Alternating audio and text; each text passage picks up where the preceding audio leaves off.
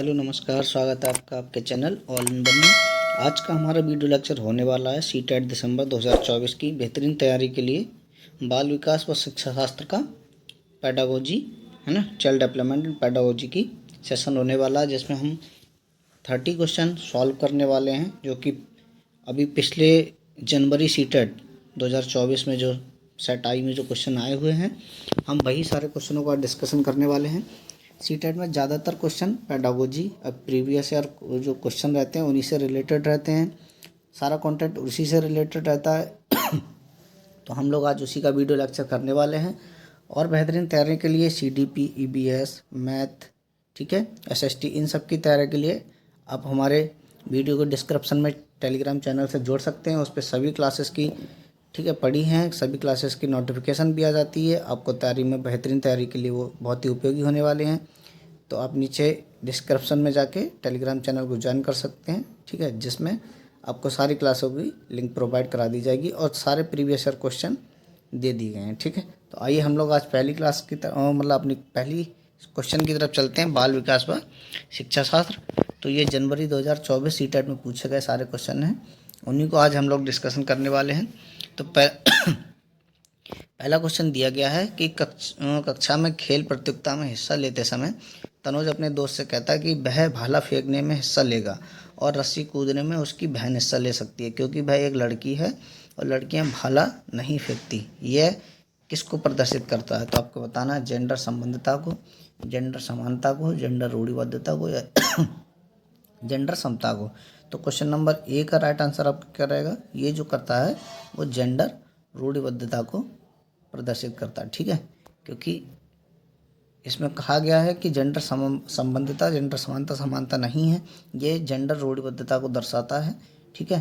Question number A का right answer आपका 4 है। अगला क्वेश्चन है क्वेश्चन नंबर 2।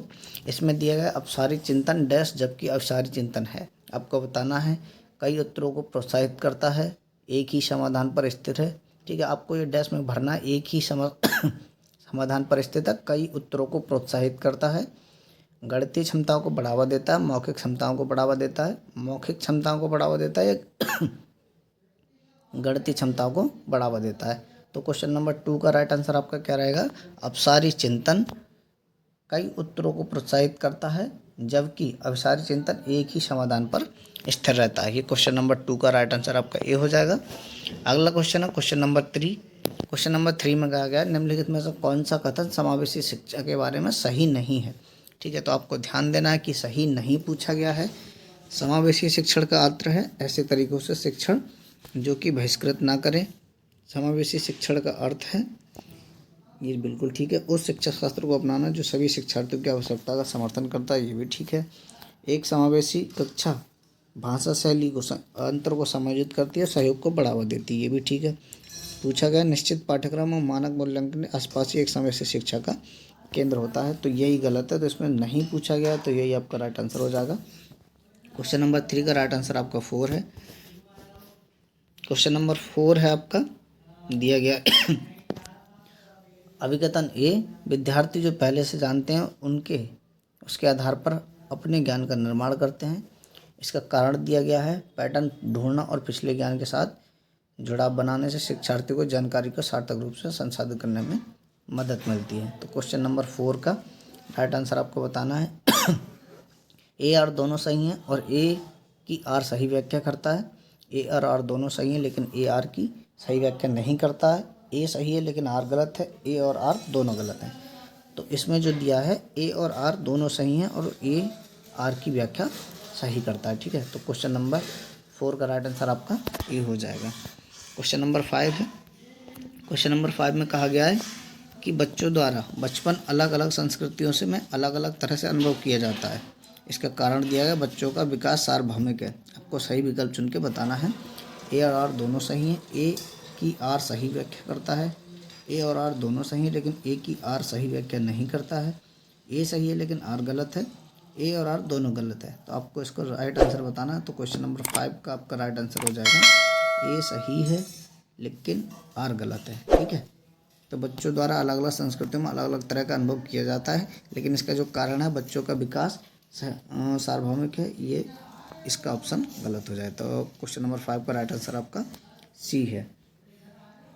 क्वेश्चन नंबर 6 है, दिए गए अभिप्रेरणा के आरोपण सिद्धांत के अनुसार निम्नलिखित में से किससे लगातार कोशिश और बेहतर प्रदर्शन की संभावना है। ठीक है, तो सफलता के लिए आंतरिक आरोपण और असफलता के लिए बाहरी आरोपण, सफलता के लिए बाहरी आरोपण और असफलता के लिए आंतरिक आरोपण, असफलता और असफलता दोनों के लिए आंतरिक आरोपण, सफलता और असफलता दोनों के लिए बाहरी आरोपण। ठीक है, तो क्वेश्चन नंबर 6 का आपका राइट आंसर हो जाएगा। ठीक है, असफलता और सफलता दोनों के लिए आंतरिक आरोपण। क्वेश्चन नंबर 6 का राइट आंसर आपका 3 है। क्वेश्चन नंबर 7 है। क्वेश्चन नंबर 7 पूछा गया निम्नलिखित में से कौन सा प्रगतिशील शिक्षा का एक प्रमुख सिद्धांत है। आपको बताना है कि प्रगतिशील शिक्षा का कौन सा एक प्रमुख सिद्धांत है। छात्रों के सीखने को मापने के लिए मानकीकृत परीक्षण सबसे अच्छा तरीका है। छात्रों को अपने शिक्षकों के ज्ञान का निष्क्रिय करता होना चाहिए। सीखना प्रामाणिक कार्यों पर आधारित होना चाहिए। पाठ्यचर्या पूर्व निर्धारित और सार्वभौमिक होनी चाहिए। तो आपको बताना है। तो क्वेश्चन नंबर 7 का आपका राइट आंसर क्या हो जाएगा, सी, सीखना प्रामाणिक कार्यों पर आधारित होना चाहिए। 7 का राइट आंसर आपका 3 है। क्वेश्चन नंबर 8 है, पूछा गया है विकास के किस पहलू में तर्क चिंतन और समस्या समाधान की व्याख्या की जाती है। तो आपको बताना है सामाजिक विकास, संज्ञानात्मक विकास, नैतिक विकास या गतिक विकास। तो क्वेश्चन नंबर 8 का राइट आंसर आपका क्या हो जाएगा, संज्ञानात्मक विकास। ठीक है, क्वेश्चन नंबर 8 का आपका राइट आंसर बी हो जाएगा। संज्ञानात्मक विकास में समस्या समाधान की व्याख्या की जाती है। क्वेश्चन नंबर 9 है, लेव वाइगोत्स्की प्रस्तावित करते हैं कि बच्चों में स्वनियमन के लिए महत्वपूर्ण है।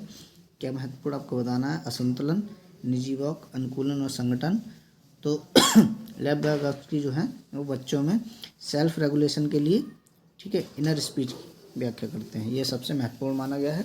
तो 9 का राइट आंसर आपका 2 हो जाएगा। अगला क्वेश्चन है क्वेश्चन नंबर 10। क्वेश्चन नंबर 10 में पूछा गया है कि लॉरेंस कोहलबर्ग ने नैतिक सिद्धांत के बच्चों के कार्य को उनके परिणाम के आधार पर अच्छा या बुरा समझने से इस समझ पर पहुंचे हैं कि नियम और कानून नम्य हैं और बदले जा सकते हैं। इसका कारण दिया गया लॉरेंस कोहलबर्ग का तर्क है कि नैतिक विकास क्रमिक रूप से चरणों में होता है। तो क्वेश्चन नंबर 10 का आपका राइट आंसर हो जाएगा, क्या हो जाएगा आपको बताना है। ए और आर दोनों सत्य हैं और आर ए की सही व्याख्या करता है। ए और आर दोनों सत्य है लेकिन आर ए की सही व्याख्या नहीं करता है। ए सत्य है लेकिन आर गलत है। ए और आर दोनों गलत है।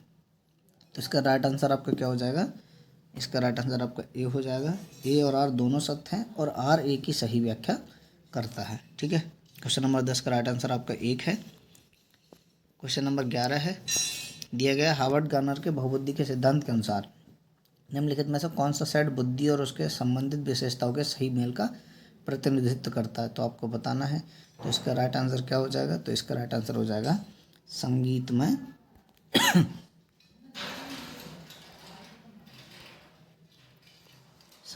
प्रदर्शन या रचना करने के कौशल।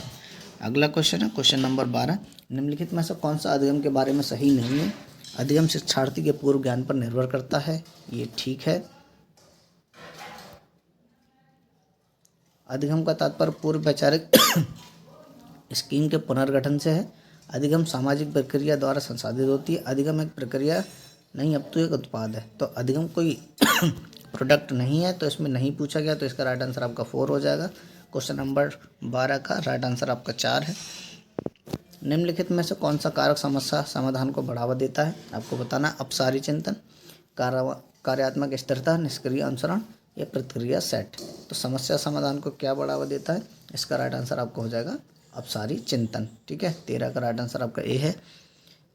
अगला क्वेश्चन है क्वेश्चन नंबर 14, कोहलबर्ग के नैतिक विकास सिद्धांत के अनुसार किस स्तर पर बच्चे आत्म केंद्रित होते हैं और किसी कार्य को करने में अपना ही लाभ देखते हैं। पहले स्तर के पहले चरण में, पहले स्तर के दूसरे चरण में, दूसरे स्तर के तीसरे चरण में, तीसरे स्तर के 5वें चरण में। तो ये जो कोहलबर्ग ने बताया नैतिक विकास सिद्धांत के अनुसार कि बच्चे आत्म केंद्रित होते हैं और किसी कार्य को करने में अपना ही लाभ देखते हैं, तो ये जो है वो पहले स्तर के दूसरे चरण में होता है। ठीक है, क्वेश्चन नंबर 14 का राइट आंसर अब 2 है।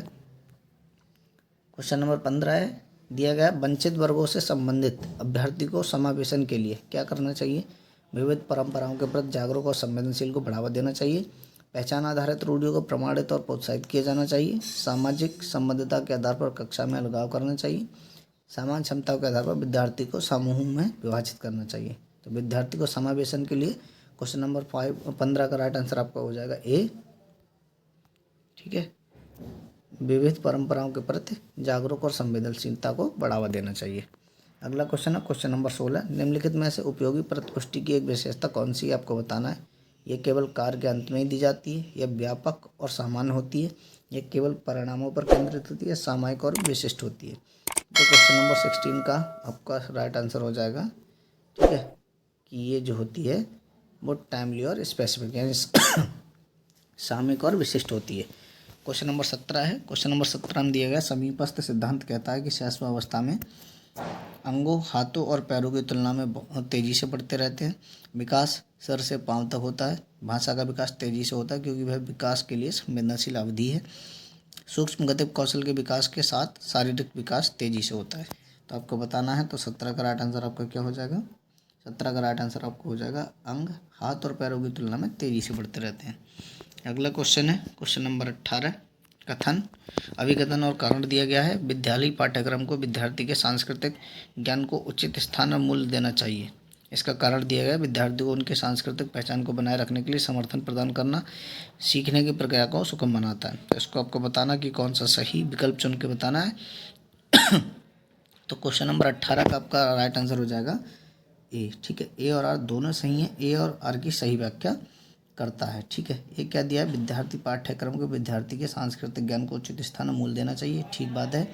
इसका कारण दिया है, विद्यार्थी को उनकी सांस्कृतिक पहचान को बनाए रखने के लिए समर्थन प्रदान करना। ठीक है, ये एकदम से ठीक हो जाएगा आपका। क्वेश्चन नंबर 19 है आपका। क्वेश्चन नंबर 19 में कहा गया निम्नलिखित में से किसे रचनात्मक मूल्यांकन नहीं माना गया है। तो आपको बताना है कि रचनात्मक मूल्यांकन किसे नहीं माना गया है। छात्रों के पूर्व ज्ञान को निर्धारित करने के लिए एक नई अवधारणा की शुरुआत में दिया गया आकलन। छात्रों और शिक्षकों को अग्रमावधि में पृष्ठपुष्टि प्रदान करने के लिए कक्षा के दौरान किया गया मूल्यांकन। एक मूल्यांकन मान जो मानदंड के एक मानक पैमाने के अनुसार छात्रों की तुलना करने में सहायक होता है।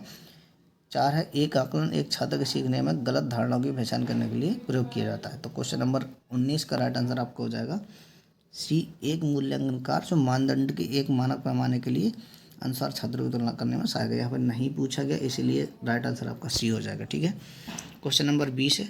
दिया गया है निम्नलिखित में से पठन वैकल्प की एक विशिष्ट विशेषता कौन सी। आपको बताना, रचनात्मक समस्या समाधान में कठिनाई, ध्वन्यात्मक प्रसंस्करण में कठिनाई, ठीक है, शारीरिक समन्वय में कठिनाई, स्थानिक समझ जानकारी में कठिनाई। ठीक है, तो विशेषता कौन सी है। तो क्वेश्चन नंबर 20 का आपका राइट आंसर हो जाएगा 2। ठीक है, ध्वन्यात्मक प्रसंस्करण में कठिनाई। क्वेश्चन नंबर 21 है, निम्न में से किस प्रकार के प्रश्न को एक छात्र की जानकारी का गंभीर रूप से मूल्यांकन करने की योग्यता का आकलन करने में मदद करता है। वे प्रश्न जो शब्द की सरल परिभाषा के लिए पूछते हैं। वे प्रश्न जो छात्र की व्यक्तिगत राय पूछते हैं। वे प्रश्न जो पाठ को मान्य करने वाले उदाहरणों के लिए पूछते हैं। वे प्रश्न जो किसी पाठ का सारांश मांगते हैं। तो क्वेश्चन नंबर 21 का राइट आंसर आपका हो जाएगा वे प्रश्न जो छात्र की व्यक्तिगत राय पूछते हैं। ठीक है, 21 का राइट आंसर आपका 2 है।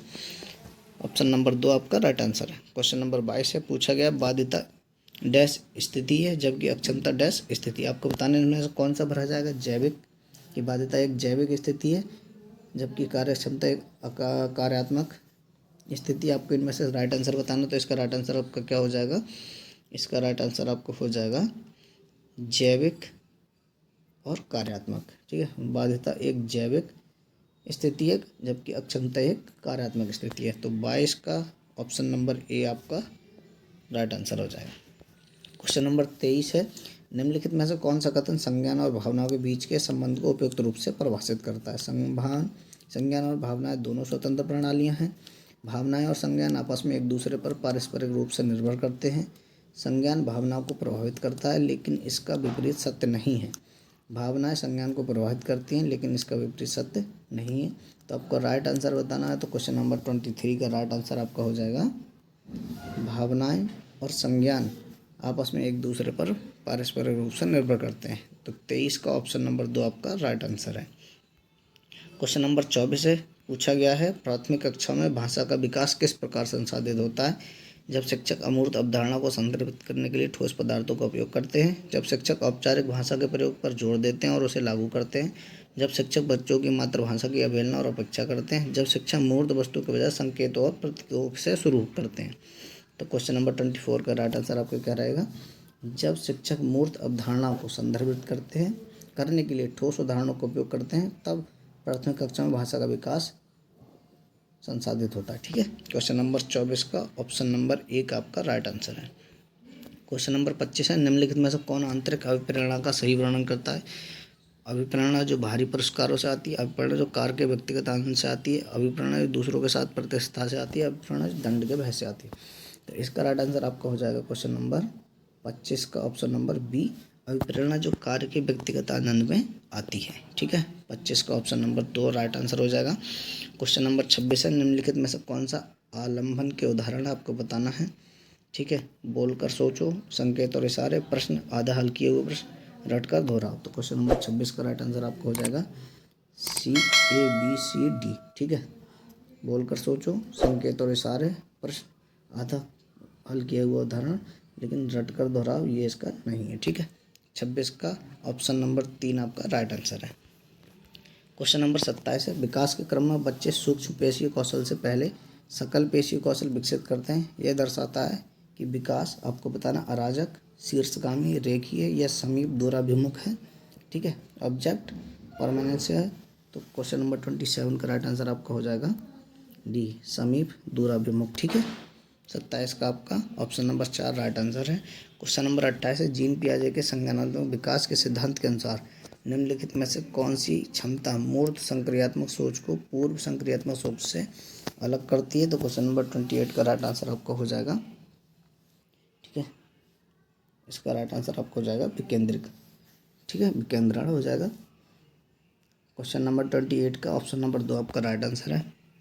क्वेश्चन नंबर 29 है, रस्सी कूदते समय पैर में रस्सी फंसने के कारण आउट होने के बाद अरु कहती है कि उसे रस्सी ने जानबूझकर आउट किया है। जीन पियाजे के संज्ञानात्मक विकास सिद्धांत की किस अवस्था में बच्चे इस तरह के तर्क देते हैं? तो क्वेश्चन नंबर 29 का राइट आंसर हो जाएगा आपका पूर्व चलन अवस्था। ठीक है, प्री ऑपरेशनल स्टेज। तो क्वेश्चन नंबर 29 का ऑप्शन नंबर 4 राइट आंसर है।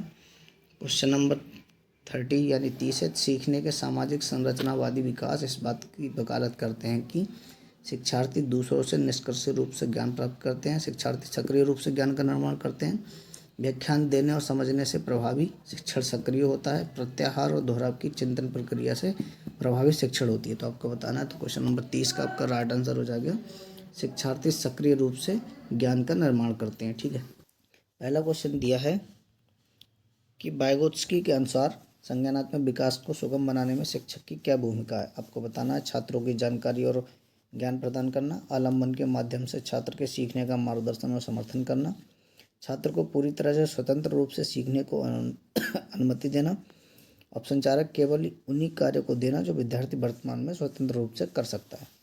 तो वाइगोत्स्की के अनुसार जो है संज्ञानात्मक विकास को सुगम बनाने के लिए शिक्षक की क्या भूमिका होती है? तो वो होती है आलम्बन के माध्यम से छात्र के सीखने का मार्गदर्शन और समर्थन करना। वाइगोत्स्की ने कहा है कि जो शिक्षक है वो एक सुगमदाता और मार्गदर्शक है। ठीक है, क्वेश्चन नंबर 1 है, ऑप्शन नंबर 2 आपका राइट हो जाएगा। क्वेश्चन नंबर 2 है, क्वेश्चन नंबर 2 में कहा गया है किशोरावस्था के बारे में निम्नलिखित में से कौन सा कथन सही नहीं है? आपको ध्यान देना, एक बार नहीं पूछा गया है। ठीक है, नहीं को मार्क कर लेना कि कौन सा नहीं है। किशोरावस्था एक सामाजिक संरचना है। किशोरावस्था को आमतौर पर यौवन को शुरू करने के लिए माना जाता है।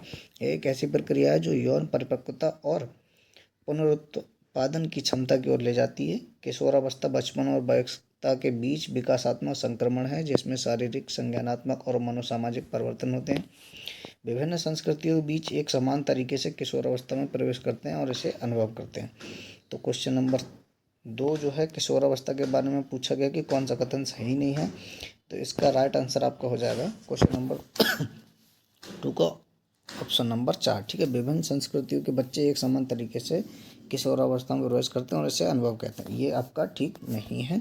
ठीक है, अगला क्वेश्चन देखते हैं। क्वेश्चन नंबर 3 आपका क्या दिया गया है? सुजाता नृत्य प्रतियोगिता में केवल इसलिए उत्सुकता से भाग लेती है क्योंकि वह नकद का प्रथम पुरस्कार जीतने में रुचि रखती है। सुजाता है आंतरिक रूप से प्रेरित, बाहरी रूप से प्रेरित, महारत उन्मुख शिक्षार्थी है या असफलता परिहार शिक्षार्थी है? तो आपको बताना है कि केवल नगद पुरस्कार को जीतने में रुचि रखती है तो वो किस श्रेणी में आएगी? तो आपको बताना है। इसका राइट आंसर आपका क्या होगा कि वह बाहरी रूप से प्रेरित है क्योंकि वह सिर्फ नगद पुरस्कार को जीतने में रुचि रखती है।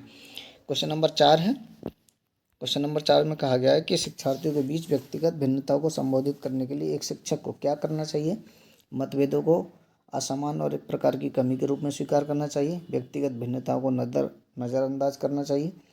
भिन्नताओं को मानव विविधता की प्रत्यक्ष विशेषता के रूप में मानना चाहिए। सभी शिक्षार्थियों के लिए एक अनम्य और समान पाठ्यक्रम लागू करना चाहिए। ठीक है, तो आपको बताना है। तो क्वेश्चन नंबर 4 का आपका ऑप्शन नंबर 3 बिल्कुल राइट आंसर हो जाए। भिन्नताओं को मानव विविधता के प्रत्येक विशेषता के रूप में मानना चाहिए। ठीक है, अगला क्वेश्चन है क्वेश्चन नंबर 5 दिया गया जीन पियाजे का मानना था कि ज्ञान है। तो आपको बताना है कि जीन पियाजे का क्या मानना था कि ज्ञान क्या है। तो क्वेश्चन नंबर 5 के ऑप्शन है पर्यावरण से निष्क्रिय रूप से परस होने के बजाय बच्चों द्वारा निर्मित किया जाता है। अंतःक्रियाओं के माध्यम से प्राप्त करने के बजाय जन्मजात और दिया हुआ होता है। अधिक जानकर अन्य लोगों के साथ बातचीत से स्वयं निर्मित होता है। एक दृश्य व्यवहार परिवर्तन है जिसे विश्वसनीयता के साथ मापा जा सकता है। तो क्वेश्चन नंबर 5 के अनुसार यानी जीन पियाजे का मानना था कि जो ज्ञान है वो क्या है, तो वो है पर्यावरण से निष्क्रिय रूप से पारित होने के बजाय बच्चों द्वारा निर्मित किया जाता है। तो क्वेश्चन नंबर 5 का ऑप्शन नंबर ए एक आपका राइट आंसर है। अगला क्वेश्चन की तरफ चलते हैं। वीडियो अच्छी लग रही हो तो एक बार आप लाइक ज़रूर कीजिएगा, शेयर कीजिएगा।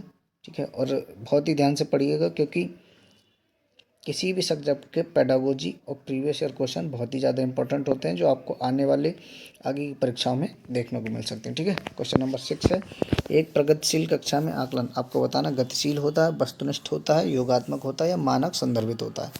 ठीक है, तो एक प्रगतिशील कक्षा में जो आकलन होता है तो उसका राइट आंसर आपको हो जाएगा वह प्रगतिशील होता है। ठीक है, क्वेश्चन नंबर 7 है। क्वेश्चन नंबर 7 दिया है निम्नलिखित में से कौन सी प्रक्रिया वातावरण से प्राप्त जानकारी के अर्थ निर्माण और इसे स्मृति में आगे संग्रहित करने के लिए आवश्यक है। तो आपको बताना ध्यान देना क्षय होना, भूलना या पुनर्प्राप्ति। तो क्वेश्चन नंबर 7 का राइट आंसर आपका हो जाएगा ध्यान देना। ठीक है, क्वेश्चन नंबर 7 का ऑप्शन नंबर 1 आपका राइट आंसर है। अगला क्वेश्चन देखते हैं क्वेश्चन नंबर 8 है निम्नलिखित में से कौन सा एक ऐसे प्रश्न का उदाहरण है जिसमें छात्रों को जानकारी का विश्लेषण करने की आवश्यकता होती है। टू किल ए मॉकिंगबर्ड उपन्यास का कथानक क्या है। टू किल ए मॉकिंगबर्ड उपन्यास का विषय क्या है। टू किल ए मॉकिंगबर्ड के लेखक प्रतिपादक का उपयोग कैसे करते हैं। टू किल ए मॉकिंग वर्ड का नायक कौन है। तो आपको बताना जिसमें छात्रों की जानकारी का विश्लेषण करने की आवश्यकता होती है। तो उसका क्वेश्चन नंबर 8 का राइट आंसर आपको क्या हो जाएगा। तो इसका राइट आंसर आपका हो जाएगा टू किल ए मॉकिंगबर्ड के लेखक प्रतिपादक का उपयोग कैसे करते हैं। ठीक है, क्वेश्चन नंबर 9 है अगला क्वेश्चन। क्वेश्चन नंबर 9 में अभिकथन दिया गया है शिक्षक को निरंतर अपने स्वयं के रूढ़िवादिता और पूर्वाग्रहों पर चिंतन करना चाहिए। इसका कारण दिया गया है सांस्कृतिक रूप से उत्तरदायी शिक्षण का अर्थ है कि शिक्षक चिंतनशील हो। ठीक है, तो इसका राइट आंसर आपको बताना है कि कथन कौन सा सही है, कौन सा गलत है और कौन सा उसकी सही व्याख्या करता है। ठीक है, क्वेश्चन नंबर 9 का तो इसका हो जाएगा ए और आर दोनों सही हैं। ए की आर सही व्याख्या करता है। ठीक है, राइट आंसर आपका क्वेश्चन नंबर 9 का ऑप्शन नंबर 1 हो जाएगा। क्वेश्चन नंबर 10 है। क्वेश्चन नंबर 10 में कहा गया है कोहल वर्ग के नैतिक विकास के सिद्धांत की कैरोल गिलगन की आलोचना का केंद्रीय तर्क आपको बताना देखभाल की नैतिकता और नारीवादी दृष्टिकोण, बच्चों की नैतिक क्षमताओं को अधिक आंकना, बच्चों के अध्ययन में प्रायोग शोध प्रणाली का उपयोग, स्कूल जाने वाले बच्चों के लिए अध्ययन के शैक्षिक निहितार्थ। तो आपको बताना है। तो इसमें राइट आंसर आपका क्या हो जाएगा कि देखभाल की नैतिकता और नारीवादी दृष्टिकोण जो है वो कैरल गिलगिन की आलोचना का केंद्रीय तर्क है। अगला क्वेश्चन है क्वेश्चन नंबर 11। इसमें भी अभिकथन और कारण दिया गया आपको बताना है। अभिकथन दिया गया वास्तविक जीवन की समस्याओं मूर्त अनुभवों की बच्चों की अधिगम जानकारी प्राप्त करने के लिए कई रास्ते मिलते हैं। इसका कारण दिया गया है विकास अपेक्षाकृत व्यवस्थित और अनुक्रमिक होता है। तो आपको बताना है कि इसका राइट आंसर क्या हो जाएगा। ये क्वेश्चन नंबर आपका 11 है। क्वेश्चन नंबर 11 का राइट आंसर आपका क्या हो जाएगा ऑप्शन नंबर 2। ए और आर दोनों सही है लेकिन ए की आर सही व्याख्या नहीं करता। ठीक है, अगला क्वेश्चन है क्वेश्चन नंबर 12। क्वेश्चन नंबर 12 में दिया गया अपठन वैकल्प यानी डिसलेक्सिया एक डैश स्थिति है जो शिक्षार्थी को डैश की क्षमता में प्रभावित करती है। तो आपको बताना है ये अधिगम अक्षमता वाले चैप्टर से लिया गया है। इससे हमेशा किसी भी पेपर में 2 क्वेश्चन आने ही आने हैं। ठीक है, आपको अच्छे से पढ़ना है, बहुत ही ध्यान देकर पढ़ना है। तो क्वेश्चन नंबर 12 का राइट आंसर आपका क्या हो जाएगा। 12 का राइट आंसर आपका 2 हो जाएगा। ठीक है। डिसलेक्सिया एक तांत्रिकीय या न्यूरोलॉजिकल, ठीक है, स्थिति है जो शिक्षार्थी को ध्वनियों को प्रतिक्रिया चिन्ह के साथ जोड़ने की क्षमता को प्रभावित करती है। तो क्वेश्चन नंबर 12 का ऑप्शन नंबर 2 एकदम से ठीक है। क्वेश्चन नंबर 13 है, माफ़ कीजिएगा क्योंकि पूरा इस पर आ नहीं पाएगा इंग्लिश की वजह से, ठीक है, इसलिए मैं इंग्लिश को ऊपर कर देता हूँ, हिंदी में आपको बता रहा हूँ। क्वेश्चन नंबर 13 है, एक माध्यमिक स्कूल शिक्षक छात्रों को संकल्पना और वास्तविक दुनिया के अनुप्रयोग के बीच संबंध बनाने में मदद करने के सार्थक सीखने को सक्षम बनाना चाहता है। निम्नलिखित में से कौन सी गतिविधि एक उपयुक्त शैक्षणिक रणनीति होगी? आपको बताना है। छात्रों को नियम और परिभाषा याद करने दें, विद्यार्थी को बहुविकल्पीय प्रश्नों वाली कार्य पत्रक पूरी करने को कहें, विद्यार्थियों को दीपक प्रतिक्रिया अनुबंधन की विधि द्वारा सीखने को कहें, छात्रों को छोटे छोटे समूह में वर्तमान मुद्दों पर शोध करने दें और अपने निष्कर्ष कक्षा में प्रस्तुत करें। ठीक है, तो क्वेश्चन नंबर 13 का आपका राइट आंसर क्या हो जाएगा? Option number 4। छात्रों को छोटे छोटे समूह में, ठीक है, बांट दें और उनको कोई भी एक वर्तमान मुद्दे को टॉपिक दे दें और उनसे कहें कि इसकी रिपोर्ट बनाओ और कक्षा में आगे प्रस्तुत करो। ठीक है, तो क्वेश्चन नंबर 13 का राइट आंसर आपका ऑप्शन नंबर 4 हो जाएगा। क्वेश्चन नंबर 14 है, कोहल वर्ग के नैतिक विकास की किस अवस्था में बच्चों का तर्क कानूनन की नैतिकता के इर्द गिर्द घूमता है? आपको बताना है। पूर्व परंपरागत नैतिकता, पारंपरिक नैतिकता, स्वायत्त नैतिकता या विषम नैतिकता? तो क्वेश्चन नंबर 14 का राइट आंसर आपका क्या हो जाएगा? तो ये आपका हो जाएगा पारंपरिक नैतिकता। ठीक है, क्वेश्चन नंबर 14 का ऑप्शन नंबर 2 आपका राइट आंसर है। क्वेश्चन नंबर 15 है, दिए गए निम्नलिखित में से कौन एक समावेशी कक्षा का उदाहरण नहीं है? नहीं का आपको बहुत ध्यान रखना है। ठीक है, नहीं पूछा गया। विविध दृष्टिकोण का समावेशन, उचित समावेशन का पालन, विभेदित निर्देश देना, प्रतिस्पर्धी लोकाचार को प्रोत्साहित करना। ठीक है, तो 15 का राइट आंसर आपका हो जाएगा प्रतिस्पर्धी लोकाचार को प्रोत्साहित करना। ये समावेशी कक्षा का उदाहरण नहीं है। ठीक है, अगला क्वेश्चन है क्वेश्चन नंबर 16, दिए गए रचनात्मक मूल्यांकन के लिए कार्य की प्रकृति को दर्शाते हुए पोर्टफोलियो एक प्रभावी प्रणाली है क्योंकि? तो आपको बताना, वे मूल्यांकन की प्रक्रिया में छात्रों को शामिल करते हैं, वे व्यक्तिगत छात्रों की प्रगति के बारे में अंतर्दृष्टि प्रदान करते हैं, वे मुख्य रूप से अंतिम उत्पाद की प्रस्तुति पर ध्यान केंद्रित करते हैं, वे छात्र अधिगम के ठोस सबूत पेश करते हैं। ठीक है, तो क्वेश्चन नंबर 16 का आपका राइट आंसर क्या हो जाएगा? तो ये आपका राइट आंसर हो जाएगा 16 का आपका डी। ठीक है, राइट आंसर आपका डी हो जाएगा। ठीक है, ए, बी और डी, इसमें सी आपका नहीं रहेगा। ठीक है, तो क्वेश्चन नंबर नेक्स्ट देखते हैं। क्वेश्चन नंबर 17 है आपका क्वेश्चन नंबर 17 में कहा गया, निम्नलिखित में से कौन सा एक महारत लक्ष्य अभिविन्यास का उदाहरण वर्णन करता है? दूसरों के साथ स्पर्धा करने के लिए एक निश्चित स्तर के प्रदर्शन को प्राप्त करने पर ध्यान देना, किसी कार्य के लिए अपनी कौशल और समझ को सुधारने पर ध्यान देना, बाहरी पुरस्कार प्राप्त करने के लिए उच्च ग्रेड प्राप्त करने पर ध्यान देना, अपमान के डर से असफलता या सजा के बचने पर ध्यान देना। ठीक है, तो आपको बताना है क्वेश्चन नंबर 17 का राइट आंसर का क्या हो जाएगा? तो वो हो जाएगा किसी कार्य के लिए अपनी कौशल और समझ को सुधारने पर ध्यान देना। ठीक है, अगले क्वेश्चन की तरफ चलते हैं। अगला क्वेश्चन है क्वेश्चन नंबर 18, इसमें दिया गया निम्नलिखित में से कौन प्रगतिशील शिक्षा में शिक्षक की भूमिका का सबसे अच्छा वर्णन करता है? तो आपको बताना है, ठीक है, कि शिक्षक कक्षा में ज्ञान और प्राधिकार का प्राथमिक स्रोत है। शिक्षक बच्चों को प्रयोग करने के लिए विविध सामग्री प्रदान करता है और आवश्यकता पड़ने पर आलम्बन प्रदान करता है। शिक्षक पाठ्यचर्या मानकों का कड़ाई से पालन सुनिश्चित करने के लिए जिम्मेदार है। शिक्षक बच्चों को स्वतंत्र रूप से सीखने देता है और उनके सीखने में हस्तक्षेप नहीं करता है। ठीक है, तो इसका आपको राइट आंसर बताना है। तो क्वेश्चन नंबर 18 का आपका राइट आंसर क्या हो जाएगा?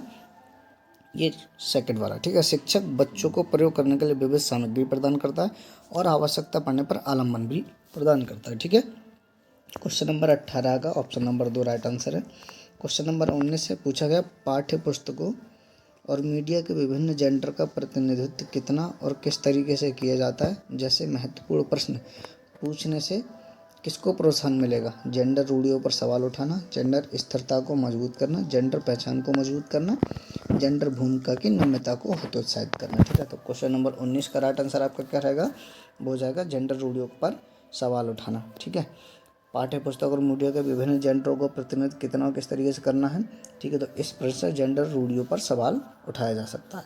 क्वेश्चन नंबर 20 है आपका। क्वेश्चन नंबर 20 में पूछा गया, जीन पियाजे के अनुसार किन्हीं चिन्हों के लिए चिन्हों का प्रयोग करने की क्षमता, जैसे कि अक्षर एक्स को अज्ञात अंक के लिए मानने की क्षमता डैश के दौरान विकसित होने होती है और विद्यार्थी डैश सीखने में सक्षम बना दिए। तो खाली स्थान पर आपको भरना है।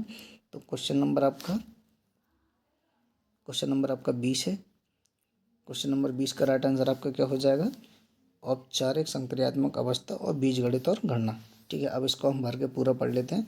जीएन पियाजे के अनुसार चिन्हों के लिए चिन्हों का प्रयोग करने की क्षमता, जैसे कि अक्षर एक्स को अज्ञात मानने की क्षमता औपचारिक संक्रियात्मक अवस्था के दौरान विकसित होती है और विद्यार्थी को बीजगणित और गणना सीखने में सक्षम बनाती है। ठीक है, क्वेश्चन नंबर 21 में दिया गया आलोक निम्नलिखित व्यवहार दिखाता है। पढ़ते समय सिर को अजीब स्थिति में पकड़ना, आँख को बार बार मूंदना और रगड़ना, आँखों की लाली या सूजन, अक्षर पहचानने में भ्रमित होना, या किस संभावित लक्षण हो सकते हैं? दृष्टि संबंधी समस्या, भाषा की समस्या, स्वलीनता विकार, भाषा संबंधी विकार। ठीक है, तो आपको बताना है। तो 21 का राइट आंसर आपका क्या हो जाएगा? दृष्टि संबंधी समस्याएं। ठीक है, अगला क्वेश्चन है क्वेश्चन नंबर 22 है। अभिकथन और कारण दिया गया है। एक समावेशी कक्षा में सीखने के लक्ष्यों, शैक्षिक रणनीतियों के साथ साथ आकलन में अनुकूलन किया जाना चाहिए। इसका कारण है समावेशन का दर्शन शैक्षणिक दृष्टिकोण और मूल्यांकन के माध्यम से सभी व्यक्तिगत मतभेदों को समाप्त करने की वकालत करता है। तो आपको बताना है, ठीक है, कि ए और आर दोनों सही है। ए आर की सही व्याख्या करता है। ये ए आर दोनों सही, लेकिन ए आर की सही व्याख्या नहीं करता। ए आर सही है, ए सही है, लेकिन आर गलत है। ठीक है, आपको बताना है। तो क्वेश्चन नंबर 22 का आपका राइट आंसर क्या हो जाएगा? ए सही है लेकिन आर गलत है। ठीक है, समावेशन का दर्शन शैक्षणिक दृष्टिकोण और मूल्यांकन के माध्यम सही व्यक्तिगत मतभेदों को समाप्त करने की वकालत करता है, ये गलत है। ठीक है, अगला क्वेश्चन है क्वेश्चन नंबर आपका 23 है। लेब वाइटगोत्स्की के अनुसार बच्चे डैश के साथ अंतःक्रिया के अनुभव से लाभान्वित होते हैं और उन कार्यों को कर पाते हैं जो उनके समीप दुराभिमुख विकास क्षेत्र के हैं। ठीक है, तो इसमें आपको दोनों जगह डैश दिया, आपको भरना है। तो क्वेश्चन नंबर 23 का आपका क्या हो जाएगा राइट आंसर? ठीक है, इसका राइट आंसर आपका होगा अधिक जानकर, अन्न और अंदर। ठीक है, अब पूरा पढ़ लेते हैं। लेब वाइटगोत्स्की के अनुसार बच्चे अधिक जानकर अन्न के साथ अंतःक्रिया के अनुभव से लाभान्वित होते हैं और उन कार्यों को कर पाते हैं जो उनके समीप दुराभिमुख विकास क्षेत्र के अंदर हैं। ठीक है, अगला क्वेश्चन है क्वेश्चन नंबर 24।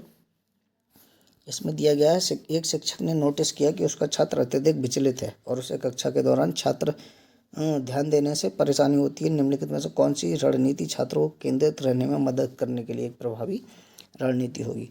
छात्र को कक्षा के दौरान बार बार करने के लिए कार्य देना, छात्र को सख्ती से अपना अवधान अवधि बढ़ाने के लिए कहना, स्वयं नियमन और स्वयं समय प्रबंधन के साथ छात्र को टाइमर देना, माता पिता को बुलाकर छात्र के खिलाफ सख्त अनुशासन कार्रवाई करना। तो क्वेश्चन नंबर 23 और 24 का आपका राइट आंसर क्या हो जाएगा? कि स्वनियमन और समय प्रबंधन के लिए छात्र को टाइमर देना। ठीक है, क्वेश्चन नंबर 24 का ऑप्शन नंबर 3 राइट आंसर है। अगला क्वेश्चन है क्वेश्चन नंबर 25। अभिकथन और कारण दिए गए हैं। अभिकथन में छात्रों के अच्छा प्रदर्शन करने और स्कूल में बने रहने की अधिक संभावना यदि उनको स्कूल में से भावनात्मक लगाव है और वे मानते हैं कि उनका होना मायने रखता है। इसका कारण दिया भावना सीखने में महत्वपूर्ण भूमिका निभाती हैं। तो क्वेश्चन नंबर 25 का आपका राइट आंसर क्या हो जाएगा? कि ए और आर दोनों सही हैं और ए की आर सही व्याख्या करता है। ठीक है, अगला क्वेश्चन है क्वेश्चन नंबर 26। क्वेश्चन नंबर 26 में कहा गया निम्नलिखित में से कौन सा संरचनावादी अधिगम सिद्धांत का मूल सिद्धांत है? तो आपको बताना कि शिक्षकों के छात्र को प्रत्यक्ष निर्देशित और स्पष्ट मार्गदर्शन करना चाहिए। अधिगम तब होता है जब छात्रों को निम्नलिखित में सही उत्तर और प्रत्युष्टि मिलती है। छात्र अपने पर्यावरण के साथ सक्रिय संलग्नता के माध्यम से अपने ज्ञान का निर्माण करते हैं। अधिगम मुख्य रूप से एक निष्क्रिय प्रक्रिया है जिसमें सूचना प्राप्त करना और याद करना शामिल है। ठीक है, तो आपको बताना है। तो क्वेश्चन नंबर 26 का आपका राइट आंसर क्या हो जाएगा? तो वो हो जाएगा सी। ठीक है, छात्र अपने पर्यावरण के साथ सक्रिय संलग्नता के माध्यम से अपने ज्ञान का निर्माण करते हैं। अगला क्वेश्चन है क्वेश्चन नंबर 27 है। इसमें भी अभिकथन और कारण दिया गया है। ठीक है, इसको हम लोग पढ़ लेते हैं। एक बच्चा किसी कार्य को करने में जितना कम सक्षम होता है, शिक्षक को उतने ही अधिक संकेत व इशारे देने चाहिए, और जैसे जैसे बच्चा अधिक से अधिक कर सकता है, शिक्षक को कम से कम मदद करनी चाहिए। कारण है बुद्धि को बुद्धि लब्धि की गणना करके सटीक रूप से नहीं मापा जा सकता। तो आपको बताना है कौन सा सही है और कौन सा किसकी सही व्याख्या करता है। तो क्वेश्चन नंबर 27 का आपका राइट आंसर हो जाएगा ऑप्शन नंबर 2। ए और आर दोनों सही हैं लेकिन ए की आर सही व्याख्या नहीं करता है। ठीक है, तो क्वेश्चन नंबर 28 है। इसमें दिया गया निम्नलिखित में से कौन सा सामाजिकरण की प्रक्रिया की विशेषता है। ये एक रेखीय प्रक्रिया है, यह एक जटिल प्रक्रिया है, ये एक बहुआयामी प्रक्रिया है, यह विभिन्न संस्कृतियों में विशिष्ट रूप से होती है। ठीक है, तो क्वेश्चन नंबर 28 का आपका ऑप्शन हो जाएगा राइट नंबर 3 हो जाएगा। यानी यह एक जटिल प्रक्रिया है, यह विभिन्न संस्कृतियों में विशिष्ट रूप से होती है और यह एक बहुआयामी प्रक्रिया है। लेकिन ये इसमें नहीं, ये एक लीनियर प्रक्रिया नहीं है। अगला क्वेश्चन देखते हैं, क्वेश्चन नंबर 29 है। इसमें भी अभिकथन और कारण दिया गया है। ठीक है, इसका राइट आंसर है वह कोई अभिकथन, माफ़ कीजिएगा, अभिकथन है वह कोई उद्देश्यात्मक निश्चित क्षण नहीं होता है जब कोई बच्चा मध्य बालावस्था या किशोरावस्था में प्रवेश करता है। इसका कारण दिया गया है विकास प्रकृति में निरंतर होता रहता है। आपको सही विकल्प चुनना है। तो इसका राइट आंसर आपका क्या हो जाएगा, तो इसका राइट आंसर आपका हो जाएगा ए और आर दोनों सही हैं। एक ही आर सही व्याख्या करता है, विकास प्रकृति में निरंतर होता रहता है, इसी की वजह से वह कोई उद्देश्य में निश्चित क्षण नहीं होता है जब कोई बच्चा मध्य बालावस्था या किशोरावस्था में प्रवेश करता है। ठीक है, अगला क्वेश्चन है क्वेश्चन नंबर 30 है। एक प्रारंभिक विद्यालय का छात्र और शिक्षक छात्र के शैक्षणिक आत्मसंपर्कता के विकास को दृढ़ता से प्रभावित कर सकता है। सभी विद्यार्थियों से बहुत कम अपेक्षाएं रखना, छात्रों में स्वायत्तता और पहल को दंडित करना, छात्रों में स्वायत्तता और पहल को पुरस्कृत करना, विशेष छात्रों से बहुत कम उम्मीदें रखना। तो क्वेश्चन नंबर 30 का आपका राइट आंसर क्या हो जाएगा, छात्रों में स्वायत्तता और पहल को प्रस्तुत करना। ठीक है, जगह है निम्नलिखित प्रश्नों के उत्तर देने के लिए सही सबसे उचित विकल्प चुनिए। निम्नलिखित में से कौन सा प्रश्न बच्चों के समालोचनात्मक व रचनात्मक चिंतन को बढ़ावा देता है। तो आपको बताना है कि ऐसे कौन से प्रश्न पूछे जाएं जो बच्चों के समालोचनात्मक तथा रचनात्मक चिंतन को बढ़ावा दें। दिया गया पानी के भाव के बचाव के लिए सबसे अच्छा तरीका कौन सा हो सकता है और क्यों। आपके शहर में पानी कहाँ से आता है। आपके देश में कुल कितने राज्य और कितनी राजधानी है। आपने के देश का नाम व मानचित्र पर इसकी भौगोलिक स्थिति क्या है। तो आपको बताना है इनमें से राइट आंसर क्या होगा। तो इसका राइट आंसर आपका हो जाएगा कि पानी के बचाव के लिए सबसे अच्छा तरीका कौन सा हो सकता है और क्यों। इससे बच्चों में समालोचनात्मक व रचनात्मक चिंतन बढ़ेगा। अगला क्वेश्चन है क्वेश्चन नंबर 2। दिया गया है समालोचनात्मक चिंतन में प्रमाण की क्या भूमिका होती है। आपको बताना है प्रमाण का तार्किक और सुनियोजित रूप में मूल्यांकन किया जाना, प्रमाण को बिना विश्लेषण के स्वीकार किया जाना चाहिए, समालोचनात्मक चिंतन के लिए प्रमाण अप्रासंगिक होता है। 4 दिया है व्यक्तिगत राय के पक्ष में प्रमाण की अपेक्षा की जानी चाहिए। तो आपको बताना है कि चिंतन में प्रमाण की क्या भूमिका होती है। तो इसका आपका राइट आंसर क्या हो जाएगा कि प्रमाण का तार्किक और समयोजित रूप से मूल्यांकन किया जाना चाहिए। क्वेश्चन नंबर 2 का आपका ऑप्शन नंबर 1 राइट आंसर हो जाएगा। अगला क्वेश्चन है क्वेश्चन नंबर 3। समावेशी शिक्षा में क्या शामिल है। सभी शिक्षार्थियों के लिए मानक पाठ्यचर्या, विद्यार्थियों का उनकी योग्यता के आधार पर पृथक्करण वर्गीकरण, विशेष आवश्यकता वाले शिक्षार्थियों को केवल व्यावसायिक शिक्षा का प्रावधान, व्यक्तिगत अंतरों की पहचान के परिणामस्वरूप पाठ्यचर्या में लचीलापन। तो समावेशी शिक्षा में क्या शामिल है आपको बताना है। तो समावेशी शिक्षा में जो है वो व्यक्तिगत अंतरों की पहचान के परिणामस्वरूप पाठ्यचर्या में लचीलापन, ये समावेशी शिक्षा में शामिल है। ठीक है, क्वेश्चन नंबर 3 का आपका ऑप्शन नंबर 4 राइट आंसर हो जाएगा। दिए गया निम्नलिखित कथनों को पढ़िए तथा सही विकल्प का चयन कीजिए। अभिकथन दिया गया बच्चों में संज्ञानात्मक विकास पर भाषा के प्रभाव पर जीन पियाजे और लेव वाइगोत्स्की के दृष्टिकोण में भिन्नता है। कारण दिया गया खोज अधिगम में शिक्षक अवसर प्रदान करता है और विद्यार्थी स्वयं जानकारी प्राप्त करने के लिए उन्मुख होते हैं। तो आपको बताना है कि ए सही है परंतु आर गलत है। ए और आर दोनों सही हैं परंतु ए और आर ए की सही व्याख्या नहीं है।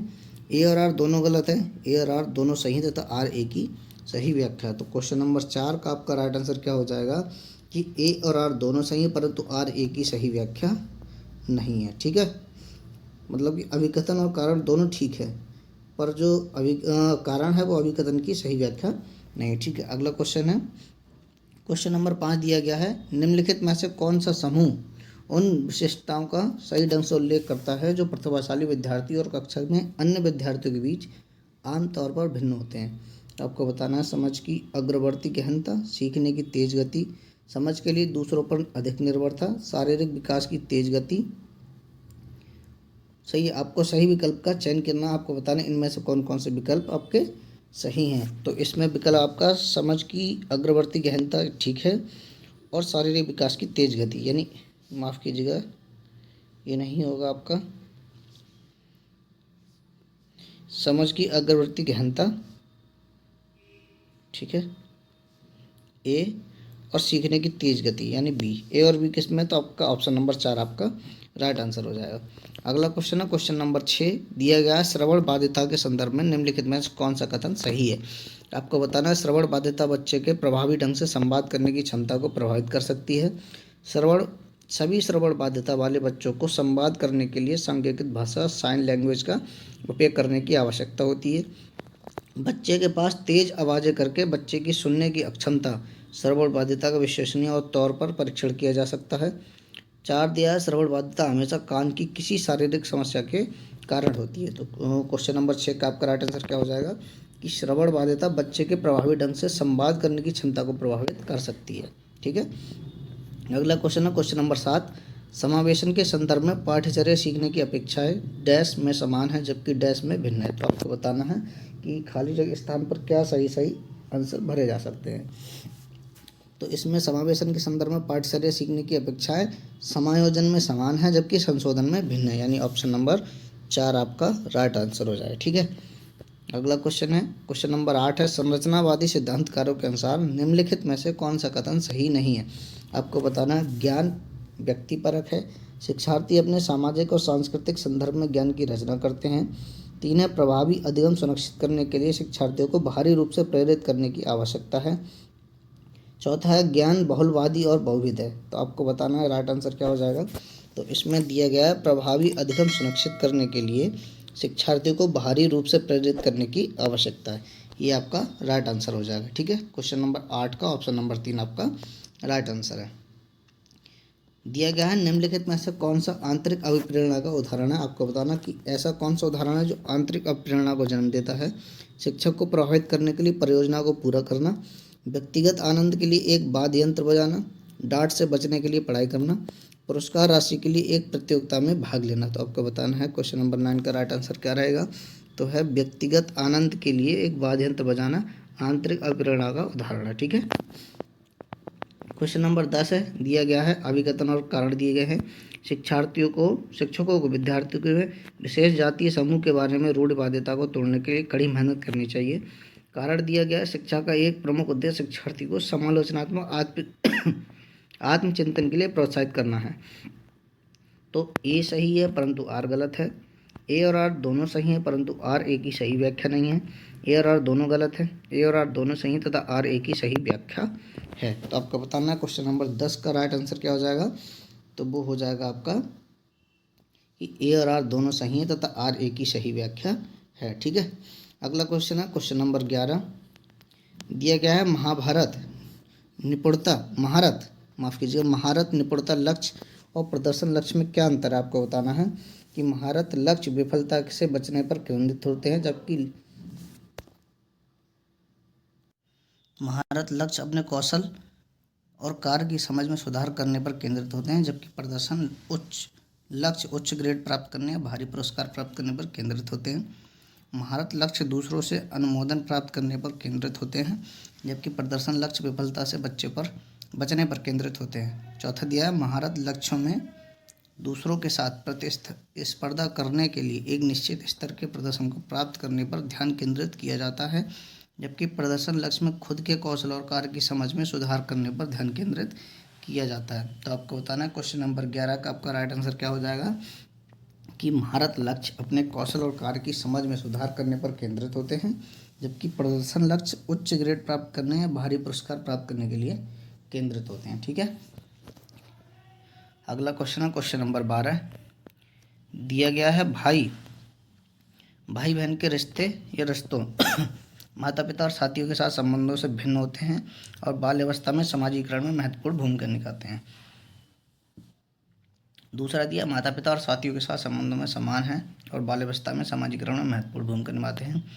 तीसरा, केवल प्रारंभिक बाल्यावस्था में ही महत्वपूर्ण भूमिका निभाते हैं कि सामाजीकरण में अधिक भूमिका नहीं है। तो आपको बताना क्वेश्चन नंबर 12 का राइट आंसर क्या हो जाएगा कि माता पिता और साथियों के साथ संबंधों से भिन्न होते हैं और बाल्यावस्था में समाजीकरण में महत्वपूर्ण भूमिका निभाते हैं। अगला क्वेश्चन है, निम्नलिखित कथनों को पढ़िए और सही विकल्प का चयन कीजिए। अभिकथन दिया गया, बच्चों के बीच विकासात्मक दरों में काफ़ी भिन्नताएं मौजूद होते हैं। कारण दिया गया विकासात्मक अंतर आनुवंशिक और अनुभवात्मक विविधताओं की जटिल अंतःक्रिया का एक अनिवार्य परिणाम है। तो आपको बताना ए सही है परंतु आर गलत है, ए और आर दोनों सही हैं परंतु आर ए की सही व्याख्या नहीं है। ए और आर दोनों गलत हैं, ए और आर दोनों सही हैं तथा आर ए की सही व्याख्या है। तो आपको बताना क्वेश्चन नंबर 13 का आपका राइट आंसर हो जाएगा कि ए और आर दोनों सही हैं तथा आर ए की सही व्याख्या है। क्वेश्चन नंबर 14 दिया गया है, निम्नलिखित कथनों में विकास के किस सिद्धांत को दर्शाया गया है। जो बच्चे अपने शुरुआती वर्षों में भाषा सीखने के लिए अनुकूल वातावरण से वंचित रहते हैं उन्हें बाद में जीवन में भाषा चुनने में थोड़ी कठिनाई होती है। तो इसमें दिया भाषा का विकास पूरी तरह आनुवंशिक पर निर्भर है। भाषा और अनुभूति जटिल रूप से परस्पर संबंधित हैं। विकास अभिव्यक्ति और अप्रत्याशित होता है। भाषा के विकास का एक संवेदनशील काल है। तो आपको बताना है क्वेश्चन नंबर 14 का आपका राइट आंसर क्या हो जाएगा। तो वो हो जाएगा आपका भाषा के विकास एक संवेदनशील काल है। ठीक है, ऑप्शन नंबर 4 14 का राइट आंसर हो जाएगा। क्वेश्चन नंबर 15 है, वह विद्यार्थी जो पठन वैकल्य से जूझ रहे हैं को पढ़ना सिखाया जा सकता है। उन्हें कई विकर्षणों में अध्ययन करने के लिए प्रोत्साहित करके, उच्च ग्रेड स्तर के पठन ग्रंथ प्रदान करके, सुधारात्मक पठन सुनिश्चित करने के लिए सख्त दंड के उपयोग में माध्यम से।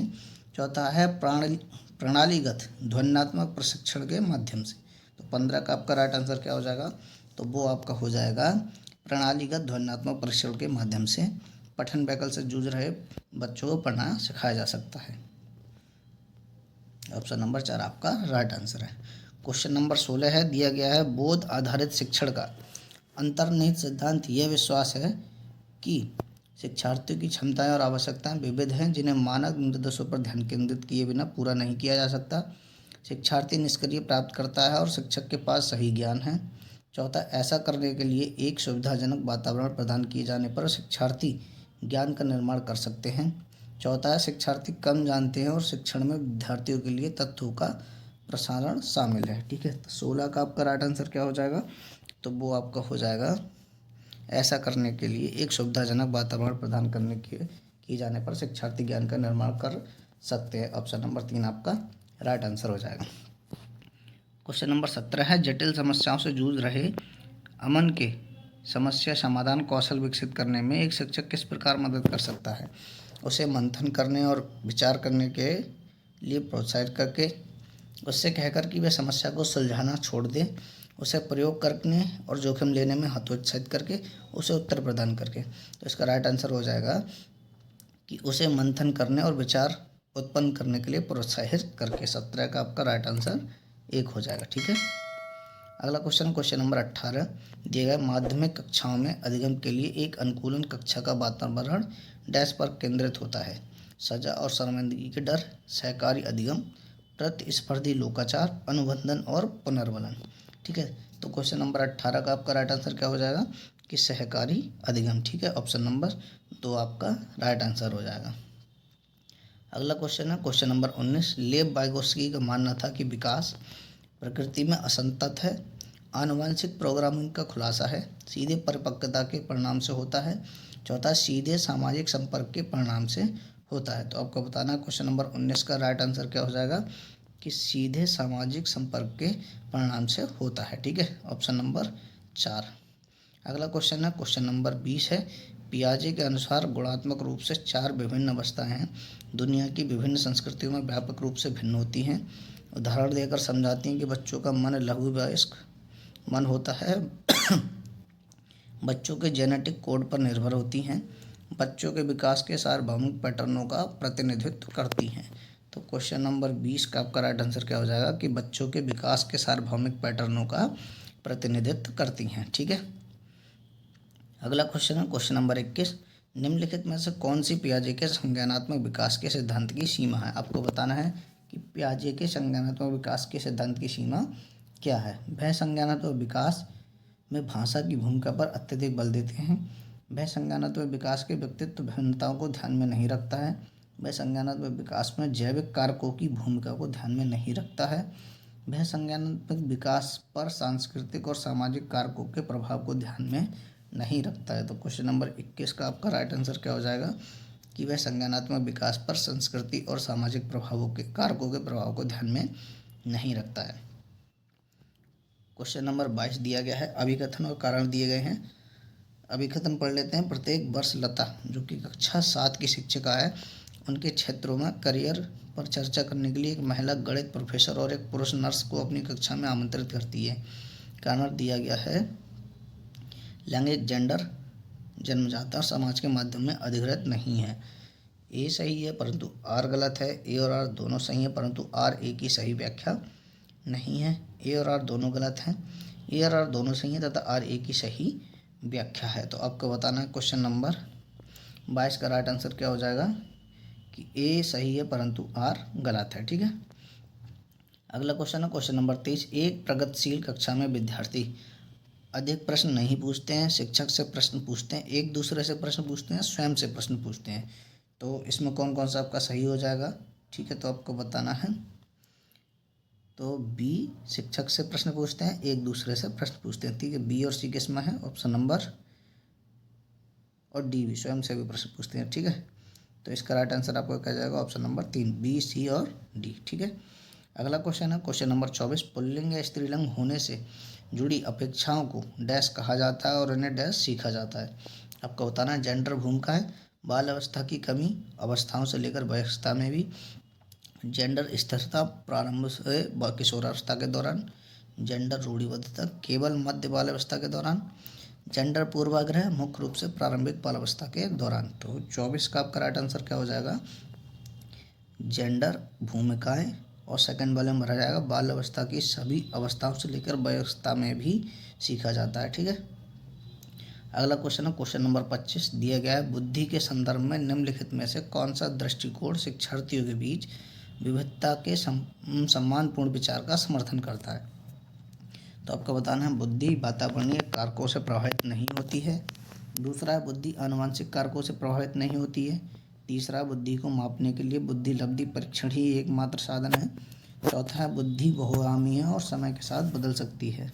तो आपको बताना है। तो क्वेश्चन नंबर 25 का आपका राइट आंसर क्या हो जाएगा कि बुद्धि बहुआयामी और समय के साथ बदल सकती है। ठीक है, 25 का ऑप्शन नंबर 4 आपका राइट आंसर है। क्वेश्चन नंबर 26 है, दिया गया है, निम्नलिखित में से किसने सामान्य बुद्धि की अवधारणा की आलोचना की और बुद्धि का एक वैकल्पिक सिद्धांत प्रस्तावित किया है? जीन पियाजे, Howard Gardner, Lev Vygotsky, Charles Spearman.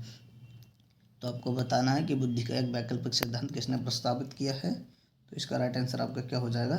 Harvard gardener. ठीक है, ऑप्शन नंबर 2 आपका राइट आंसर है। क्वेश्चन नंबर 27 है, दिया गया लॉरेंस कोहलबर्ग के सिद्धांत की आलोचना कैरल गिलगिन ने द्वारा नैतिक तर्क में लैंगिक भिन्नताओं की उपेक्षा करने के लिए की गई है। विश्लेषण के मात्रात्मक तरीकों को लागू नहीं करने के लिए की गई है। नैतिक विकास का एक चरण सिद्धांत प्रस्तुत करने के लिए की गई है। वास्तविक जीवन की स्थितियों के माध्यम से तत्वों को एकत्र करने के लिए की गई है। तो आपको बताना है क्वेश्चन नंबर 27 का राइट आंसर क्या हो जाएगा कि नैतिक तर्क में लैंगिक भिन्नताओं की उपेक्षा करने के लिए की गई है। ठीक है, क्वेश्चन नंबर 28 है, एक शिक्षिका अपने शिक्षार्थियों को अधिसंज्ञानात्मक कौशल विकसित करने में मदद करना चाहती है। निम्नलिखित में से कौन सी रणनीति सबसे अच्छी होगी? विद्यार्थी को अभिप्रेरित करने के लिए लगातार ग्रेड और प्रतिपुष्टि प्रदान करना, विद्यार्थी को प्रोत्साहित करना कि वे स्वयं अपने अधिगम पर चिंतन करें और अपनी प्रगति का मूल्यांकन करें। तीसरा, विद्यार्थी को याद करने के लिए पाठ सौंपन और उन्हें पाठ्यपुस्तक से जानकारी दोहराने के लिए प्रोत्साहित करना, विद्यार्थियों को सभी सीखने के कार्यों के लिए विस्तृत और निर्देशात्मक निर्देश प्रदान करना। तो आपको बताना है। तो 28 का आपको ऑप्शन नंबर 2 राइट हो जाएगा। विद्यार्थी को प्रोत्साहित करने के लिए वे स्वयं अपने अधिगम पर चिंतन करें और अपनी प्रगति का मूल्यांकन करें। क्वेश्चन नंबर 29 है, निम्नलिखित को पढ़िए और सही विकल्प का चयन कीजिए। अभिकथन और कारण दिए गए हैं। अभिकथन है कि शिक्षकों को संकल्पना को मजबूत करने के लिए विद्यार्थियों को अपने स्वयं के संकल्पना के उदाहरणों और गैर उदाहरणों की पहचान करने के लिए कहना चाहिए। कारण दिया गया, उदाहरणों के बारे में सोचने से संकल्पना को मजबूत किया जाता है जबकि गैर उदाहरण विद्यार्थियों को भ्रमित करते हैं। तो आपको बताना ए सही है परंतु आर गलत है। आर, ए और आर दोनों सही हैं परंतु आर ए की सही व्याख्या नहीं है। ए और आर दोनों गलत हैं। ए और आर दोनों सही हैं, आर ए की सही व्याख्या है। तो क्वेश्चन नंबर 29 का आपका राइट आंसर क्या हो जाएगा कि ए सही है परंतु आर गलत है। ठीक है, अगला क्वेश्चन है क्वेश्चन नंबर 30, अधिगम के सामान्य सिद्धांत बताते हैं कि विद्यार्थी बेहतर रूप से सीखते हैं यदि शिक्षक पहले अवधारणा को उसके प्रतीकात्मक रूप में प्रस्तुत करें और फिर उन्हें भौतिक रूप पर आए। पहले उस पर चर्चा करें जिसके बारे में विद्यार्थियों को नहीं पता है और फिर उस पर आए जो विद्यार्थी पहले से जानते हैं। पहले अवधारणा का संपूर्ण परिचय दें और फिर उनकी बारीकियों पर आएँ। पहले तर्क और कारण के संदर्भ में अवधारणाओं पर चर्चा करें, फिर विचारों को सत्यापित करने का अवसर दें। तो इसका राइट आंसर आपका क्या हो जाएगा?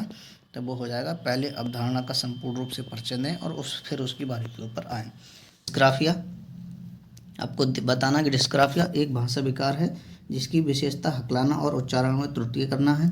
एक गतियुक्त विकार है जिसकी विशेषता स्थूल पेशीय बाध्यता है। एक तंत्रीय विकार है जिसकी विशेषता अक्षरों और आकारों को बनाने में कठिनाई है।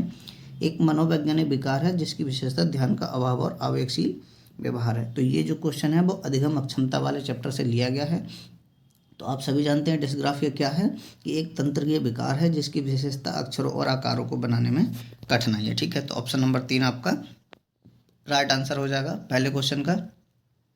अगला क्वेश्चन है क्वेश्चन नंबर 2, प्रतिभावान बच्चों को शिक्षित करने का उपागम जो उन्हें असामान्य रूप से तीव्र गति से पाठ्यचर्या के माध्यम से आगे बढ़ाता क्या कहलाता है?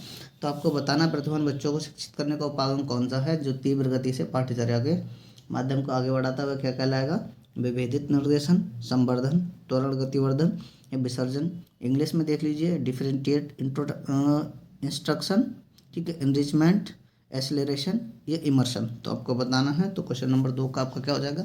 तो वह क्या कहलाता है? तो वह कहलाता है गतिवर्धन या त्वरण। ठीक है, ऑप्शन नंबर 3 आपका राइट आंसर हो जाएगा। अगला क्वेश्चन है क्वेश्चन नंबर 3, दिया गया शिक्षक जो समावेशी कक्षाओं की दिशा में काम कर रहे हैं उन्हें चाहिए कि वे पाठ्यचर्या में अनुकूलन करें, विविध दृष्टिकोणों को शामिल करें, अपने स्वयं के अंतर्निहित पूर्वाग्रहों की जांच करें, विविधता को एक बाधा के रूप में देखें। उपरोक्त में से कौन सही है? आपको बताना है कि इन 4 ऑप्शनों में कौन कौन से ऑप्शन ठीक है। ठीक है, तो इसमें जो दिया है पाठ्यचर्या में अनुकूलन करें, ये बिल्कुल ठीक है। दूसरा दिया विविध दृष्टिकोण को शामिल करें, ये भी ठीक है। अपने स्वयं के अंतर्निष्ठ पूर्वाग्रह जांच करें, ये भी ठीक है। विविधता को एकता के रूप में देखिए, ये नहीं होगा। तो पहला, दूसरा और तीसरा ये कौन से ऑप्शन में दिया गया? ये दिया गया आपके ऑप्शन नंबर 2 में। ठीक है, क्वेश्चन नंबर 3 का आपका ऑप्शन नंबर 2 राइट हो जाएगा। अगला क्वेश्चन है दिया गया है शैशव अवस्था में सामाजिकरण की डैश संस्थाएं प्रमुख रूप से महत्वपूर्ण है, जबकि प्रारंभिक बाल अवस्था में सामाजिकरण की डैश संस्थाएं भी महत्वपूर्ण हो जाती हैं। तो आपको बताना है कि इसमें क्या क्या भरा जा सकता है कि तृतीयक या माध्यमिक, प्राथमिक या माध्यमिक या प्राथमिक, माध्यमिक या तृतीयक। तो क्वेश्चन नंबर 4 का आपका राइट आंसर क्या हो जाएगा? तो इसका राइट आंसर आपका हो जाएगा ऑप्शन नंबर 2 प्राथमिक। अब हम इसको भर लेते हैं। जैसे कि शैशवावस्था में सामाजिकरण की प्राथमिक संस्थाएं प्रमुख रूप से महत्वपूर्ण हैं, जबकि प्रारंभिक बाल अवस्था में सामाजिकरण की माध्यमिक संस्थाएं भी महत्वपूर्ण हो जाती हैं। ठीक है, अगला क्वेश्चन देखते हैं। क्वेश्चन नंबर 5 है, लेव वाइगोत्स्की के अनुसार सामाजिक कारक भाषा विकास को प्रभावित कर रहे हैं परंतु संज्ञानात्मक विकास को नहीं। संज्ञानात्मक विकास भाषा विकास को सुगम बनाता है। भाषा विकास और संज्ञानात्मक विकास एक दूसरे से स्वतंत्र रूप से विकसित होते हैं। भाषा विकास संज्ञानात्मक विकास को सुगम बनाता है। तो आपको बताना है कि लेव वाइगोत्स्की ने सामाजिक भाषा के विषय में कौन सा कथन कहा है? तो ऑप्शन नंबर 4 आपका राइट आंसर हो जाएगा। भाषा विकास संज्ञानात्मक विकास को सुगम बनाता है। ठीक है, ऑप्शन नंबर 4 आपका राइट आंसर है। अगला क्वेश्चन है क्वेश्चन नंबर 6। क्वेश्चन नंबर 6 में कहा गया है, लॉरेंस कोहलबर्ग ने नैतिक तर्क के किस स्तर पर बच्चे आमतौर पर मानते हैं कि लोगों को समाज की अपेक्षाओं पर खरा उतरना चाहिए और अच्छे तरीकों से व्यवहार करना चाहिए। उत्तर संक्रियात्मक स्तर, पूर्व पारंपरिक स्तर या पूर्व संक्रियात्मक स्तर। तो आपको बताना है कि post operational level, pre convention level या प्री ऑपरेशनल लेवल। ठीक है, नंबर 6 का आपका राइट आंसर क्या हो जाएगा? तो वो हो जाएगा पारंपरिक स्तर। ठीक है, कन्वेंशनल लेवल। अगला क्वेश्चन है क्वेश्चन नंबर 7। क्वेश्चन नंबर 7 में दिया गया है, निम्नलिखित कथन को पढ़िए और सही विकल्प का चयन कीजिए। कथन दिया गया है, शिक्षकों और साथियों जैसे अधिक जानकार अन्य लोगों के साथ बातचीत शिक्षार्थियों को उनकी समझ और कौशल विकसित करने में मदद करने के लिए आवश्यक समर्थन और मार्गदर्शन प्रदान कर सकती है। कारण दिया गया है, सामाजिक संपर्क सीखने और विकास का एक प्रमुख घटक है। तो आपको बताना है कि ए और आर दोनों गलत हैं, ए और आर दोनों सही हैं तथा आर ए की सही व्याख्या है। ए और आर दोनों सही हैं परंतु आर ए की सही व्याख्या नहीं है। ए सही है परंतु आर गलत है। तो क्वेश्चन नंबर आपका 7 का राइट आंसर क्या हो जाएगा? तो क्वेश्चन नंबर 7 का आपका राइट आंसर हो जाएगा कि ए और आर दोनों सही हैं तथा आर ए की सही व्याख्या है। ठीक है, अगला क्वेश्चन है क्वेश्चन नंबर 8। क्वेश्चन नंबर 8 में कहा गया है कि अधिगम के आकलन का मुख्य लक्ष्य क्या है? ठीक है, असेसमेंट फॉर लर्निंग, उन विद्यार्थियों की पहचान करना जिन्हें धीमे सीखने वालों के रूप में वर्गीकृत किया जा सकता है, विद्यार्थियों के दर्शन का मूल्यांकन करना और ग्रेड देना, विद्यार्थियों को प्रतिपुष्टि प्रदान करना जिसका उपयोग उनके अधिगम में सुधार के लिए किया जा सकता है, विद्यार्थियों के प्रदर्शन की तुलना एक मानक या तय पैमाने से करना। तो आपको बताना है अधिगम के लिए आकलन का मुख्य लक्ष्य क्या है। तो क्वेश्चन नंबर 8 का आपका राइट आंसर क्या हो जाएगा कि विद्यार्थियों को प्रतिपुष्टि प्रदान करना जिसका उपयोग उनके अधिगम में सुधार के लिए किया जा सकता है। अगला क्वेश्चन है क्वेश्चन नंबर 9। दिया गया है किस आयु में बच्चे शब्दों के खेल में शामिल हो सकते हैं और ऐसे चुटकुले और पहेलियों को पसंद कर सकते हैं जिनमें शब्दों का खेल शामिल हो। आपको बताना 12 वर्ष, 1 वर्ष, 3 वर्ष या 7 वर्ष। तो क्वेश्चन नंबर 9 का आपका राइट आंसर क्या हो जाएगा? 7 वर्ष। ठीक है, 7 वर्ष की आयु में बच्चे शब्दों के खेल में शामिल हो सकते हैं।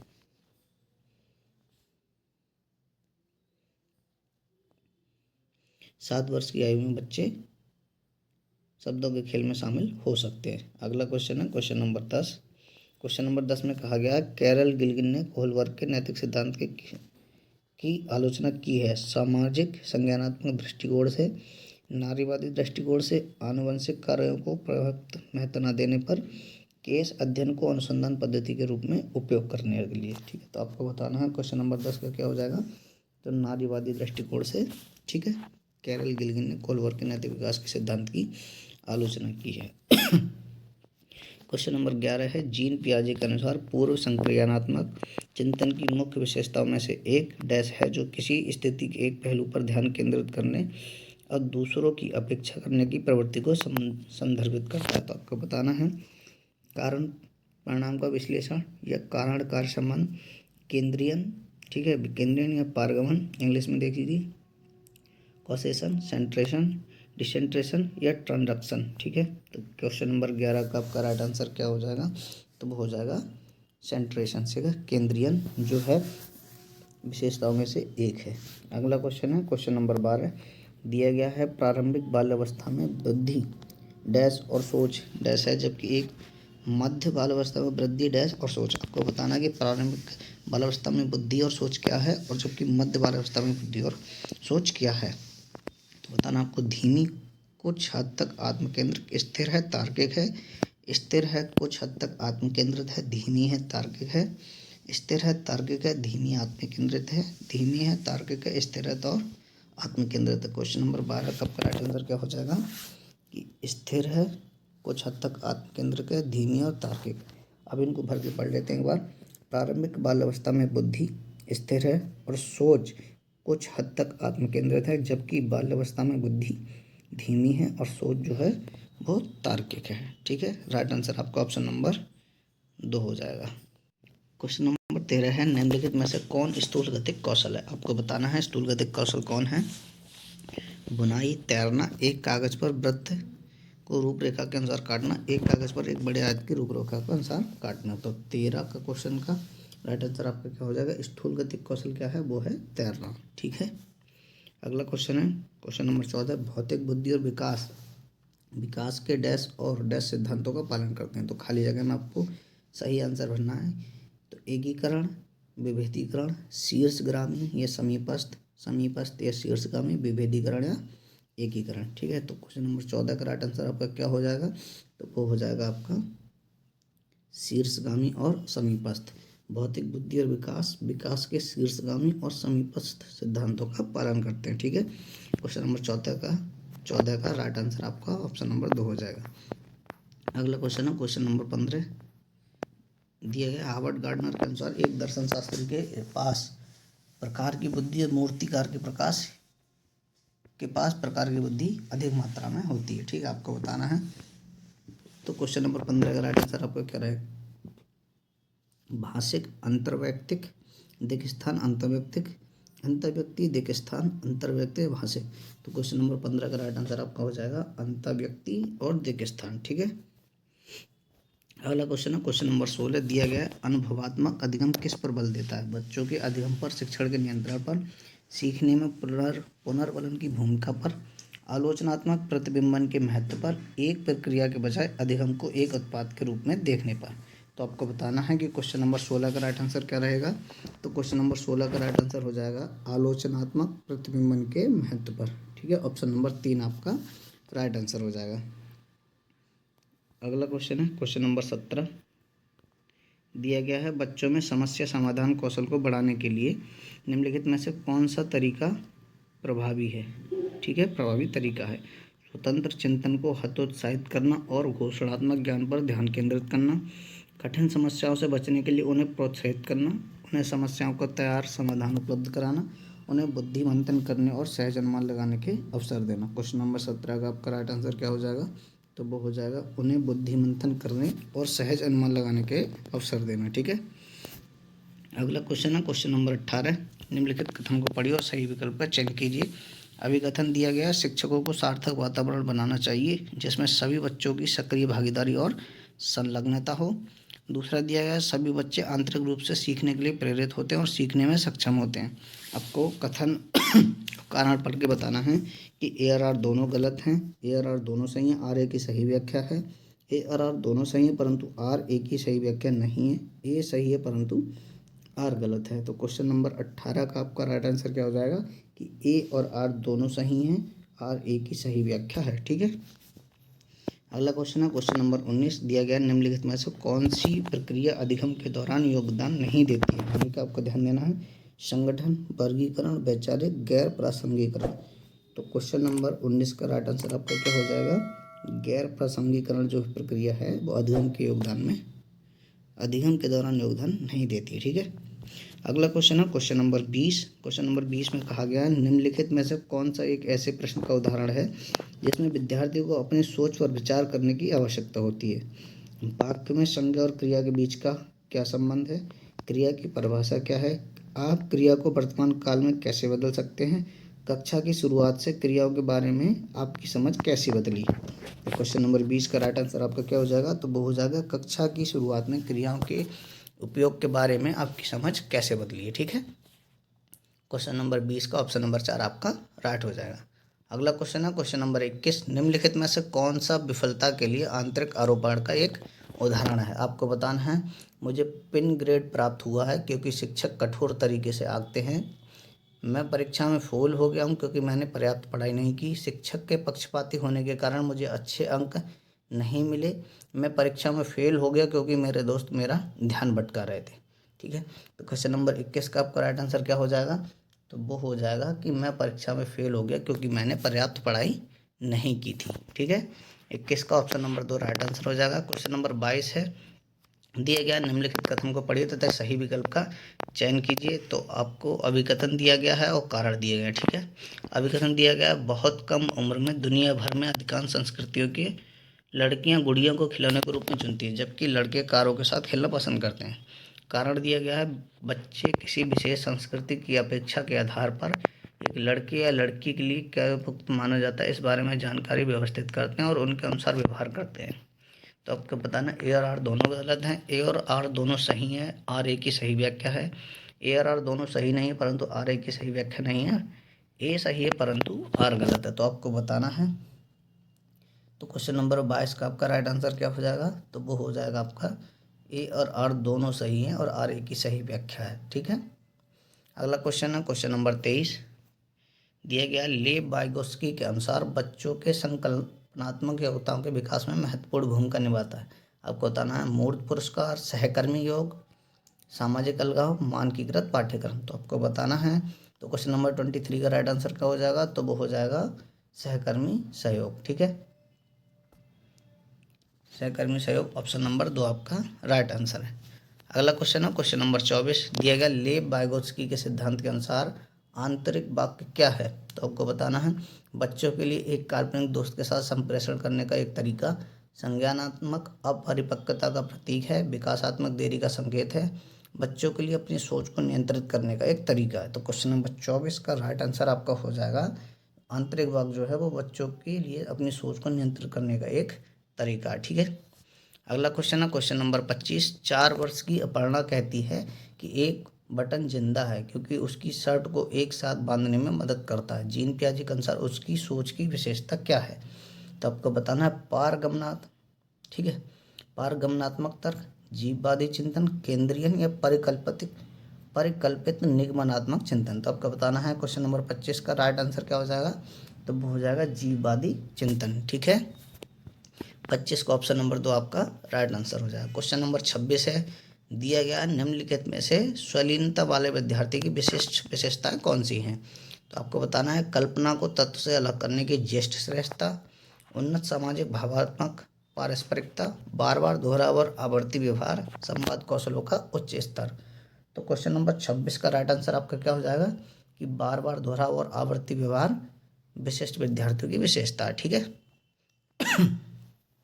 क्वेश्चन नंबर 27 है, दिया गया है कि अभिकथन और कारण दिए गए हैं। अभिकथन दिया गया है कि अभ्यर्थियों के बीच समालोचनात्मक चिंतन को सुगम बनाने के लिए शिक्षकों को उन्हें विविध परिस्थितियों और विभिन्न दृष्टिकोणों से अवगत कराना चाहिए।